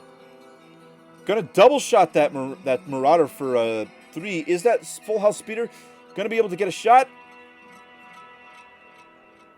Oh, and it looks like the mecha is going to be able to set him up for a gang up. Is it going to be enough, though, to the neg 2? And with the last full health mecha, just enough to eliminate the pincer. But I don't know if that pincer kill, even a pincer kill at this point, isn't enough. That pincer has gotten so much value out of its time on the map. And now Needle continuing his push forward, taking the cap off with the pincer to get some more kills against these mechas. And that Swarmer able to take the point on the base, continue the cap, and force back more of that mecha line. And this underling going to come in for some easy kills. None of the worms have even gotten their shots off yet. Here comes the Swarmer kill on another mecha. Down goes another speeder. And that Eclipse will also be taken out. And Needle now just an absolute disgusting advantage. And out! 5 health on the tank, on the Hydronaut, sacrificing worm health just to get Hydronaut kills. Hydronaut kill ends the game. There's nothing Quall can do to come back from this at this point. And I mean, these speeders are diligently going to try and get some kills, but how many rounds can Quall extend the game to? That's really the question. He's got it to round 12. I wouldn't be surprised if he could extend it another 2 or maybe even 3 turns if he has the right plays to make. He does still have a full 600 income, so he can build a lot of tanks. And now Needle gonna take a few heals on these worms. Quall does eliminate a worm, but the worm kill itself still not going to be enough. Double worm kill, and now Quall only 1,000 under. These worms have been very extended, but is that going to be another worm kill? Oh my gosh, no way. No way. Another worm kill. 3 worm kills on the same turn. This is absolutely insane. And Quall, just like that, putting himself back to 3.8, under 4.3, I thought he was done for, but it looks like he wants to continue to be a thorn in the side of Needle. And now Needle continuing to make his approach, but now he's got the opportunity for the base capture, and that is going to be the beginning of the end. Still, what a swing from Quall. 3 worms in the same turn. I don't see that very often. I don't see that very often at all. More mecha kills from Needle, though, and Needle, he's still got 1,000 credit advantage. Even after all that, he still got the advantage, which is why he was able to put his worms in a position where he knew they wouldn't survive very long. It was worth it to get the Hydronaut kills, honestly. And now these tanks are going to be able to get another Pincer kill. But with the base capture, it's just not going to be enough now. Getting a few heals, trying to extend his rounds as many as he can. We are on round 14. Round 15 now, and there goes the base capture. Finally successful base capture from Needle. And Needle now will be able to just whittle his way base by base, position by position. There is still 2 worms on the board, so they will be able to deal with those tanks pretty well. Plasma's getting hit again. Is that Plasma going to go down this turn? I don't think that Plasma will go down quite this turn, but it won't be able to survive for much longer. More Pincers moving into the center. Another worm from Needle in the center. The Needle taking great advantage of the fact that he can go a worm every single turn. With a 600 income, he's got the advantage on artillery. I'll give him that. I wasn't expecting worm-heavy play, but I guess proved completely wrong. And now Quall trying to push back these underlings, not wanting to give up a single base. He can still extend these rounds. Getting another Swarmer kill. He's crawled his way back up from like 3,000 under to only like less than 1,000 under. So not bad. He's only 500 under at this point. But now here comes Needle's approach, and with these worms, those plasma tanks are going to start to get dwindled down, and that's going to start bringing Needle way back into the credit advantage very quickly. More mecha kills here, and those worms going to continue to hammer away at that line of plasmas in the center. And now here comes the attack from the Pincer on that center, and another plasma tank obviously going to go down. Is it going to go down? No, the plasma tank is going to survive, but the damage is done. It is at 1 health. It cannot return fire on attacks. More Pincers to protect against that northwest line. And out come a bunch of underlings. I like the decision. Now is the time to come out with the underlings for the captures. And now this Hydronaut Plasma push, going to be able to repel the base capture one more time. Mecha coming to that position. Then another Plasma on the board to try and keep those bases as secure as possible for as long as possible. Quall doing a really good job of keeping the rounds going. It's already still on round 17 here, folks. And now with the worm coming into a position, this is the most aggressive I've seen worms be in quite a while. These worms are getting right up into the action, and I love it. And now these swarmers, are they going to be able to fill up the position? A third swarmer coming in, and that base will be pushed open. And finally Needle is able to make that second capture. Great job by Needle on that capture. But is the Dreadnought and Speeder combination going to be enough to focus fire it down? Not with the other Pincer. The Pincer is going to protect it. So now the Dreadnought alone will not be able to repel the capture. And now that is a second base capture for Needle. And we're going to see this game start to spiral very quickly here. Dreadnought continuing to take shots. It looks like Quall going to take at least one more Pincer kill here. But, and there's finally the GG on round 18. Needle taking an 18-round victory over Quall. What fantastic play with the worms. That was so cool. I really thoroughly enjoyed this round. This was... These matches have been really cool. I've seen so much interesting artillery play today. Hydronauts, walkers, worms, all over the place. Really cool, guys. Love it. All right, we're actually going to move directly into the next match now. Hang on, I'm going to change the music. I got the Diablo 2 soundtrack playing, but I'm gonna put the traditional StarCraft music on here, just because that's what I always play, and I like it. All right, let's get back into the action. All right, so that was round 1. Needle taking an 18 victory over Quall. Moving on into our second round. And it looks like both players are going to now be switching positions. Quall playing as the... We've got Quall up top, and we've got our player... And we've got Titan for Needle now. I'm wondering what kind of variations we might see in this upcoming match. I'm actually really excited to see it. I'm interested. You know, I'm just naturally curious. I don't know if worms are the best combination for this map every time, or only circumstantial, or if they're going to try other rushes. I guess we'll just have to wait and find out. Let's get the match started, guys. Playing on the northern side as the Blue Crawlians, it's Quall. And his opponent playing on the southern side as the Red Titans, it's Needle. Let's get the match started. Quall now making his natural captures. Now, is Quall going to go for the save? That's what Needle did. And it looks like Quall not going to go for the save, but opting for immediate transition into double underlings. That was what I thought was the good play, but it looked like Needle decided right away, early on, that he wanted to go for Pincer Worm combination.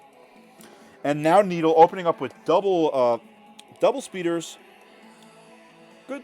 Once again, that's a good choice. Especially against Crawlian on a map like this where you need a lot of mobility. And Needle now going to go for very early harassment. Get a 6 health against that, 6 health shot against that underling, and then retreat to the healing tile where he can go. And now Assimilator on the board, very early Assimilator. Giving Quall the opportunity he needs to push his pincers forward to the center. Underlings are going to be following right behind him. More underlings coming from Quall. So Quall going for a more traditional opening here with mass underling pincer. And now here comes Needle, adjusting the positioning and going for an early Hydronaut. Early Hydronaut once again. Oh, man. And now Quall, sensing an opportunity to maybe get at that Assimilator, some easy shot. He's going to push down south with the Pincer, get a 7 health shot against that Mecha. More underlings coming out. And now Needle setting himself up for a big gang-up shot against that Pincer, taking a 5 shot against the Pincer with the Assimilator getting off the UV radiation, taking another shot, and that Pincer is going to be able to get down right this turn.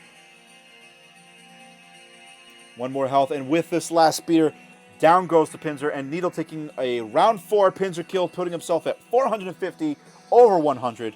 Out comes the plasma point to defend that southwestern base against the against the Pincer push on the west. And now Quall continuing Pincer push to the right-hand side. He's lost a lot of his center control, but with the 2 buried lings in the center, it's going to make it difficult for Needle to get control on an approach. Out comes the Worm from Quall now.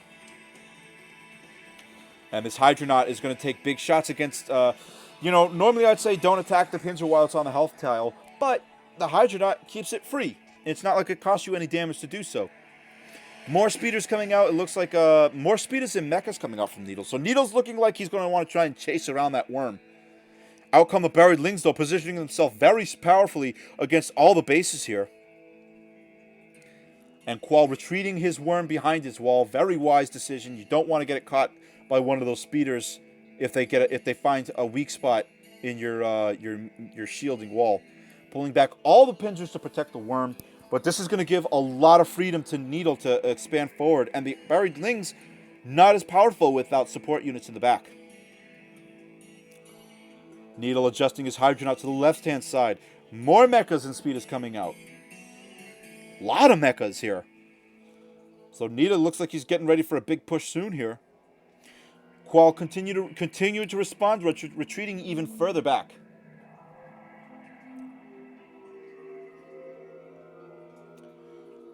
More underlings pushing forward on the buried lings front. Those buried lings are doing a pretty good job of making it scary to make a walker on one of those positions. I'll give that for their positioning. And now Needle looks like he's going to start making his push up against this defensive line. Here comes the Hydronaut to get some big shots against those underlings. And with these speeders and Hydronaut combination, you're going to see a lot of underling kills here. Doing a great job pushing his speeders forward, then rotating them back, forcing the capture threat onto Quall. And that's going to be huge. Quall's going to have to divert a significant amount of firepower to repel the attack instead of focusing firing the speeders and the tanks instead. And more aggression against these positions. And it looks like the speeder is going to go for the cap, threatening against the worm, teleports against the buried ling. And that actually might be an unblockable base position. Oh, man. And Needle going for an early game base capture threat. And with the Walker, it's going to be really hard to repel that. Quall opening himself up here by leaving only an underling on that base has left that base very vulnerable to capture. And now Needle taking big advantage. Is he going to be able to? It looks like Quall does not have a response to this. And that is going to be a round 8 base capture. And Quall in big trouble here. More worms and underlings being built out here to respond, but I don't think it's just not gonna be enough. And Needle getting the successful capture and pushing his income, skyrocketing it up to I think it's 750 credits per round now. And Needle just continuing to easily go through all this aggression. He can leisurely position himself in this game now. Just keep himself comfortable with however he wants to play. Defend the Hydronauts, defend the Walker, and just fire down on the units all day. And here comes more mass mecha from Needle. Oh, and another plasma at that position. And now Quall putting those buried underlings in a position, trying to threaten that Walker possible. But Needle's got a very good job of positioning himself so that there's really no open spaces around the Walkers. Quall getting a few kills here, but with the base lost, I mean, what can he really do? Healing the Pinzers, once again trying to extend the rounds.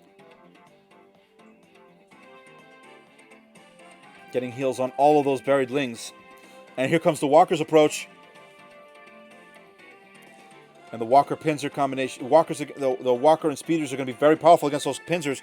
There's another Pinzer kill here, imminent. I think it is with that extra mecha. Down goes another Walker. Doesn't goes another Pinzer kill. Needle now pushing himself up to 1.3 over 450. And that Hydronaut going to take big shots against that Pinzer on the health tile. Out come more plasmas to defend against that point. And up on that vulnerable northwestern side, Needle is starting to adjust his units. Going to be very quick domino effect on those north center bases soon. And now Quall trying to stem the tide here, pushing Worm against that speeder, getting a speeder kill, but speeder kill at this point, Needle can afford a speeder kill. These worms and underlings are trying to push up against that plasma tank, but there's simply not enough firepower to deal with 2 plasma tanks on the right-hand side. Quall continuing to build underlings to protect that base, but that underling wall is not very safe here with all this Walker and Dreadnought possibility. And now the Walker taking a 7-shot against the underling. One underling goes down. Is the base-filled underling going to go down? Down goes the underling to the assimilation, and now suddenly we have a mechanized underling, and that is going to be a big swing on the base, no less. On the base, wow. And a swarmer kill for Needle, just for good measure, a swarmer kill, because this turn wasn't brutal enough. And the Dreadnought moving very far up to its position, getting an 8-hit on the Worm, and that is going to be absolute lights out. Quall has nothing to respond with now. He has 1 Worm on top, and with that Worm, all his artillery power has just been halved. And now these mechas going to leisurely stroll up to the center. Another assimilator for quick heals and another UV or assimilation possibilities. And here comes Quall trying to push back the speeder wall at least as much as he can, bringing back his weakened Worm. And those swarmers will get a speeder kill, but once again, like I said before, Needle can afford plenty of, at this point, he can afford more than just 1 speeder kill. He can afford several speeder kills. Quall will free up that base for a production slot. But it looks like he doesn't have enough credits to be able to build on the base with the Garuda on the other side. And the AUV is going to weaken everything unanimously. With a neg 3-shot, that Pinzer is not long for this world. That Pinzer is going down this turn right here, right now. Walker continuing to get 4 shots on that Pinzer, and that Mecha going to make another base cap threat. Mecha's hammering away, and it looks like another Pinzer kill here imminent. Is this going to be a Pinzer kill or a weakened Pinzer kill right there from the full health plasma tank? And that is going to be Yet another big swing. I'd say a big swing, but they've all kind of been big swings in Needle's favor at this point. And that speeder going to be taking a 5 health against the Swarmer. More aggression, and I believe that Swarmer will be done. Another Swarmer kill from Needle, getting himself to 3.1 over 1.1. Teleports here to keep those tanks away from those buried lings. More mechas coming out onto the map. Another walker on the map. That walker is going to be big firepower. And here comes Quall. Very last stand time. Going to be able to pick a speeder kill. Can he get another kill? He might be able to get a mecha kill here. That might delay things a little bit. Getting another mecha kill. Going for the Garuda shot on the teleported unit. Bringing the underling back to its position in the back here. Trying to readjust his buried lings. But where is it for them to really... Where can you really send them? More buried ling adjustment. Now comes another underling. One more Garuda and a heal for that 1 health worm. And now Needle making yet another final aggression. Here goes the next 7. That worm is down, and that other worm is about to be eliminated too, I believe. A second assimilation for that simulator. Outstanding. Mechanized, once again, another mechanized underling. And now that last mecha going to be able to get a cleanup, and both worms are finished. Here comes the final approach. These walkers all adjusting their position closer to center control. Teleports to handle the buried lings and keep them under control. The Hydronaut now getting a big 7-shot against the Garuda, and with that, I believe the Garuda is going to go down. Nope, just to a -2, but still, now he's at a 1 health, can't do any damage, completely useless. Mecha and Plasma is going to continue to hammer away at the Garuda. And one last teleport to keep that buried ling under the ground. I don't think a single buried ling has been allowed the opportunity to make its move. So Needle has done...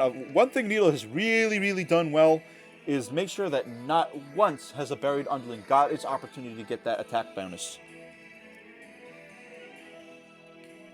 Another pincer to defend the point. More adjustment with these buried lings. Nowhere for them to really go but to continue to harass the position of the walkers. And now here comes Needle, immediately eliminating that Garuda that just got for a +6 heal. Down it goes. The simulator moving forward for yet a 3rd assimilation in this game. A 3rd mechanized underling comes up onto the board. And now these plasma tanks and walker combination going to make short work of the pincer on that base where it's got the -2 to defense. And these speeders going to push forward, get some kills on these swarmers, it looks like. Double veterancy sadness on that one mecha here. That's what happens when you kill worms. Oh, and I forgot, the mechanized underlings do have air attack. And the air attack will eliminate that 1 health Garuda, and I think there's nothing left on the board, and I think that's going to be the game, folks. Out goes the capture attempt from that assimilator. Not often that you see assimilators make captures, especially in high ranking, and there's the GG. Well, actually, not just a GG, but a complete victory. Needle taking a 13-round victory over Quall in this roundup. Great match, guys. This was a pretty one-handed match. The other one was a lot more even. I feel like Quall did a good job of crawling back in the credit count for the last game, but he went really heavy investment on buried underlings, and the buried underlings did nothing but sit underground and not attack the whole game. So I think he had like, what, 1, 2, 3, 1, 2, hold on, let me get to the move here. 1, 2, 3, 4, 5, 6 buried underlings. 5 or 6 buried underlings. That's 600 credits that never got to actually be put to any attacking use at any point in the game. So he kind of put himself at a disadvantage from the very get-go by not being able to pop out. I understand you want to focus them down on the walkers, but at some point you got to cut your losses and say, you know what, I'm going to try and at least reduce the mecha count on the board. Oh well. Great game. Let's move on to our next round here. Actually, guys, you know what? I almost forgot. Before we move on to our 3rd series of the day, our final, we're going to be moving on to our final series of the day. Before we get there, I would like to do the UniWar Unicoin lottery giveaway time, guys. Today's prize, I'm going to be giving away 1,000 Unicoins to one lucky winner today. That's like I think that's like $10 in game to buy. Like that's like worth $10 worth of Unicoins. Gonna be giving it up right now. So if you guys want to enter into the Unicoin lottery, please enter UniWarriors into the chat room now. I'll give you guys a minute. Give you guys like a minute or two. Just my way of saying thank you to those of you guys who have stuck around. If you guys want to enter into the tournament, into the lottery, now's the time. Enter UniWarriors into the chat room now. Whew. This has been one of the most exciting tournament series I've ever casted, guys. I am so pleased with the level of play today. So pleased with the level of play. We've seen all sorts of stuff this tournament so far that we rarely get to see, particularly at high-level tournament play. I'm talking groups of walkers, hydronauts, worm attacks, worm fronts, worm sacrifices, just all over the place. Really unstandard and unconventional play, which is what I like to see. It's really been, I've seen, like there's simulators on the opposite side of the map making captures, simulators making base captures and assimilations to mechanize units. This is all over the place. Fantastic game. So pleased, I sound like Trump. Thanks, Earth. Appreciate that. You know, I actually live in New York. I have to walk across Trump Tower every day to get to my job. And let me tell you, pleased and Trump aren't exactly what I would put in the same sentence. Although I know not everybody feels that way. I'm a UniWar announcer, not a politician. All right, guys. Let's draw a winner. Let's draw a winner here. And our winner is going to be none other than San6G8. Congratulations, San. San6, congratulations on the win. And 6G8 is the winner. All right. Elcaster, that's funny. Congratulations to San6. I will send you those Unicoins. Actually, I'll send you those Unicoins in a minute. I don't want to get out of my turn. I'll send you those after the cast. Congratulations to San6, and we will be moving on to our next game, guys. By the way, don't forget to hit that like and subscribe button, guys. If you haven't already, I really appreciate it. Always helps my channel out, and it helps get the word out on the UniWar videos to other people who have not had a chance to experience them. Yay! All right, guys, let's get on to our final match. Our final series of the day is going to be our fourth group between our players Indianajones and Strad. Strad, another big power player in this matchup, in this game. Let me get to round 7 here.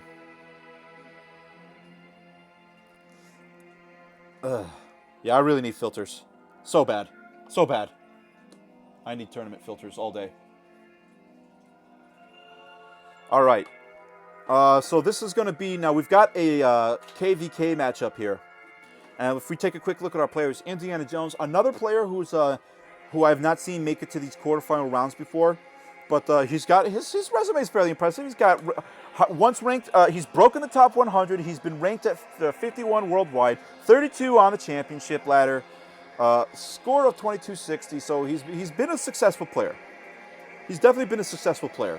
And he's looking to make some bigger achievements in this round. So I'm interested to see what he can do. He's going to have a tough go of it too, because his opponent is going to be none other than Strad. And Strad, very, very talented player, has had enormous success, particularly in 2v2 tournaments. But also, Strad currently first on the championship ladder, ranked 7th worldwide at a 2583. Strad is one of the best players in the game, period. I'd rank Strad as easily one of the top 5 consistently performing players of the last 2 years, and probably top 2, top 3 of this year. So let's see how it goes on from this point. Let's get this matchup underway. All right, guys, this is going to be a KVK matchup, playing on the northern side as the Bruclalians. It is going to be hailing from America, Indianajones, and his opponent playing on the southern side as the Red Crawlians, hailing from Britain, Strad. Let's get the matchup underway. Indianajones going for the standard cash here. Now the question here on the question of the day is, do I go for double underling or do I go for a save? And it looks like Indianajones opting to go for a double underling opening. Those will be very valuable in blocking against the anti-air. And now Strad returning with a double capture and opting to go for double swarmer, I would imagine. Double swarmer it will be. Strad now making his push into the center, getting his blockers against those swarmers, not wanting those swarmers to get double teamed quite yet. And Strad going to immediately be aggressive against these two underlings in the center. Getting a first underling kill, first blood going to Strad for a 100 over 200, 100 credit kill advantage. And now Indianajones pulling back his swarmer instead of wanting to engage with the swarmer, concerned about that Garuda in the back. Opting to go for pure swarmers instead of transitioning to Garudas. So we've got 3 swarmer Garuda versus 4 swarmer underling. Interesting combo. That last underling is going to go down, and now Strad pulling the 200 credits to his favor, and now getting aggressive, looking for swarmer kills. First swarmer kill going down to Strad, and now Strad already at a 450 over 0. Indianajones needs to make big damage moves, and he needs to do them yesterday. And now finally Indianajones' first kill of the match, but he's still 200 credits underneath. It's going to be very difficult for him to keep at pace. And it looks like Indianajones opting to try and weaken that Garuda. But now these Garudas are going to be able to make this approach. I don't know if it was going to work, be enough here. These Garudas are going to be able to get big shots against these swarmers. 1 swarmer kill for Strad on this turn. And a second swarmer kill, it looks like, and Strad going to be able to pull out to 950 over 250, pulling a 700 credit advantage. More damage being pushed to the swarmers at the back so that the return fire will be even further weakened. And now Indianajones not able to do as much damage as he needed to. And he's trying and focus fire down this Garuda, which I would honestly rather you see to at least try and go for a kill. Weakening the Garuda is going to leave you open up for a lot of damage. A swarmer kill would have been much better. I don't know if he could make it. Maybe he couldn't reach and I'm not seeing it. And now the Garuda's another swarmer kill on this turn. The Garuda pushing it to a 4 health. Second swarmer kill on this turn. Is there going to be a third? Nope, that last swarmer is going to be able to survive it. More swarmers and Garudas coming from the south from Strad, and now Indianajones trying to respond. Frees up the base with a swarmer kill. Still pretty far behind here, though. Has to weaken that Garuda health at least as much as he can. And now continuing to go for pure swarmers. 3 swarmers on the board here. So the question is, can Strad do enough damage that the return fire from these new health swarmers won't be able to match it? I think that's exactly what he's going to be able to do with all these Garudas on the board. These swarmers are not going to be able to keep up, I think. Double swarmer kill here. And then a triple swarmer kill. Strad putting himself to 2.2, 2.4. More swarmers and Garudas from the south bonus. And it looks like Strad is going to have this game pretty much wrapped up. And Indianajones now taking a kill with that swarmer. Going to try and take a Garuda kill, but he doesn't have anything else to follow up with. Only taking 1 kill that turn. And now these Garudas going to make very short work of all these swarmers on the board. Strad doing a great job of distributing his damage evenly this game. Taking kills where it's appropriate, and then making sure that the return is weakened. There's not enough. Indianajones hasn't had a single opportunity for good retaliation damage. Double heals on both those Garudas. That's why you really want to be careful about just going for a weakened Garuda. And there's the GG. Strad taking an 8-round victory over Indianajones. And that's just the power of, Strad really did take advantage this game of the fact that he got second round. The second player in a KVK matchup, particularly on a match like this where both players where both players are pretty close in each other's face from the get-go and there's high yield on credits. Second player has a big advantage. So now the question is going to be, can Indianajones put up that same kind of pressure in under 8 turns on the next game? Robin Gracie, Earth says with KVK, make sure you get +2 and +3 damages. Couldn't agree more. Totally agree with that. The gang ups are particularly important on +2 and +3. Here, let's get your, I want this up here on the board here, what you're saying. So, Earth here says, so when hit with Swarmer versus Swarmer, make sure you get first hit, and then you can in neighboring tile and not range tile. Exactly. Exactly. You want, the first strike is always the biggest important part of these KVK matches, particularly in these claustrophobic matches that look like this. All right, guys, let's get to our 8th and final game of the evening. So, first victory going to Strad in 8 rounds. His opponent, Indianajones, only has 8 rounds in order to, only 8 rounds in order to take the win. With that said, let's get the game started up. Playing on the northern side as the Blue Crawlians, it will be once again Strad. And his opponent with only 8 rounds to take the win, it will be playing as the Red Crawlians, Indianajones. Let's get this game underway. Strad now going for, once again, for the double capture. Question of the day, is he going to go for the save? And he opts to go for the save. Expect to see a lot of pinsers and possibly worms. Sorry, why am I saying pinsers? Expect to see maybe Garuda opening instead. And Indianajones opting to go for the pincer opening instead. In Strad now opening for triple Swarmer. I really feel like the triple Swarmer is the stronger play here. Although that pincer is going to give him a little bit of trouble. And now Strad wasting no time trying to push his advantage, using these Swarmers to get that early game kill. And here comes the first blood. Swarmer kill for Strad, putting himself to 250 over 0. And now that Pinzer, what can it, I mean, is that Pinzer going to be able to do enough to retaliate? The anti-air on these Swarmers, I just don't know if it's going to be enough. We'll have to see. Not able to get a kill right away from Indianajones, and Strad going to be able to retreat that one health Swarmer. And now the Garuda going to take advantage of its mobility and come up against these Swarmers. First Swarmer kill. Is he going to get a second Swarmer kill on this turn? I think he might have. Nope, he does not have enough to get it. But he can weaken it, cap the base, and reduce retaliation, and pump out another Garuda Swarmer combo. So Indianajones got his work cut out for him. Has to make kills right here, right now.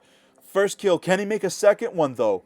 I don't think he has the firepower. That 3 health Swarmer isn't going to be able to contribute anything. And now, double Swarmers coming out from Indianajones. And here comes the final Garuda kill. Sans 6, that gang up bonus, I'm eventually going to do an instructional video on it, because I think it's something that hasn't been talked about enough. And now Strad making yet another kill with that Swarmer, continuing to block the base position and putting himself at 1,000 over 250. Indianajones trying to keep up with this Pinzer on that Garuda. Is he going to be able to get a Garuda kill? That'd be nice. Yeah, he will take the Garuda kill, putting himself only 400 under now. Does have a couple more Swarmers coming up on the board, but now that Garuda's going to be able to take big shots against both these Swarmers in the middle. And that Swarmer up on top is going to be able to do some cleanup work. And it looks like Strad opting to go for pure damage distribution instead of single kills. I like that. Like, you have a 2 health and a 3 health Swarmer on the board. What can they realistically do? Oh, and here comes the kill from Strad. I'm sorry. I didn't even realize that those two still had moved. Strad taking yet another 3 kill turn on Swarmers, putting himself at 1.7 over 600.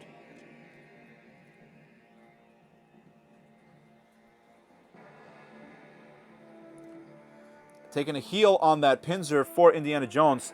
Not even able to do any damage this turn. And now Strad taking another Swarmer kill. Just doing so much damage with all these Garudas. This is why the Pinzer just wasn't... I don't think the Pinzer was the best decision. It just didn't give him the for 450 credits, you're not getting enough damage output. And the mobility on the Pinzer is too limited to keep up against Garuda Swarmer combo. And here comes another kill from Strad on that Swarmer up atop. And it looks like he's eyeing a kill on this Garuda here in the center. Will he be able to get it? No, but he will push it down to a 1 health.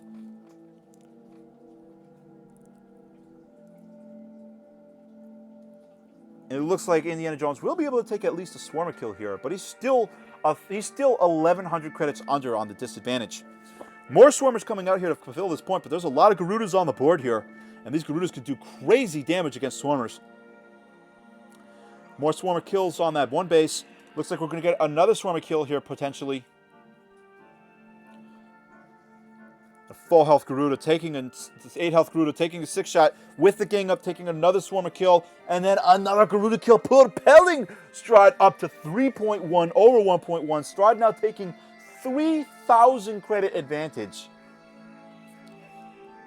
And this is also round 8, which is so. And then another, and here's the GG, another 8-round victory for Strad against Indianajones. Outstanding. Strad playing in his typical form, playing his typical top tier form. I think Indianajones going for the Pinzer was a real mistake. Really, you have the credit advantage on round 1 as player 2. Why not go for Garuda Swarmer, double Swarmer, and then transition that into Garudas? I think that Garudas are more valuable on a map like this than going pure Swarmer. We did see Indianajones try to go transition into pure Swarmer on the previous game, but I think pure Swarmer as player 1 on this map doesn't work that well. I think what Strad just showed us that going for the save and then transitioning to Garuda Swarmer on round 2 as player 1, much more powerful tactic. Outstanding play. I think my favorite matchup of the game, guys, was, if we go back to our rounds here, my favorite strat matchup, probably Dougman versus AngryWhoreJo. That was a really exciting game. The Needle versus, who did Needle play again? The Needle versus Quall games were also really interesting.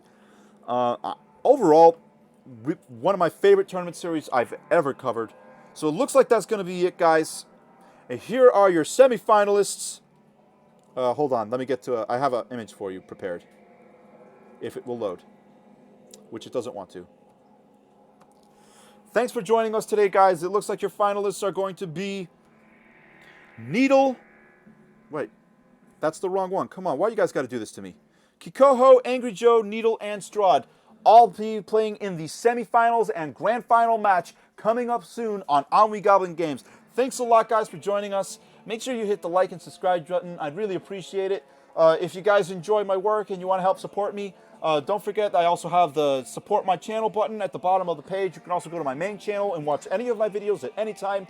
Also be sure to check up, coming up this week, I will also be continuing on with my Templar Battle Force Iron Man run. For those of you who were watching it, I know I screwed it up a little bit with a misclick that kind of cost me the run, but I am able to skip ahead to where I was. I got some help from the Treese Brothers on that. So also the Treese Brothers, one of the Treese Brothers from Treese Brothers Gaming might be joining us next week. So be sure to come check that out. Appreciate you guys all watching for the stream. And until next time, guys, this is OnWeGoblin signing off.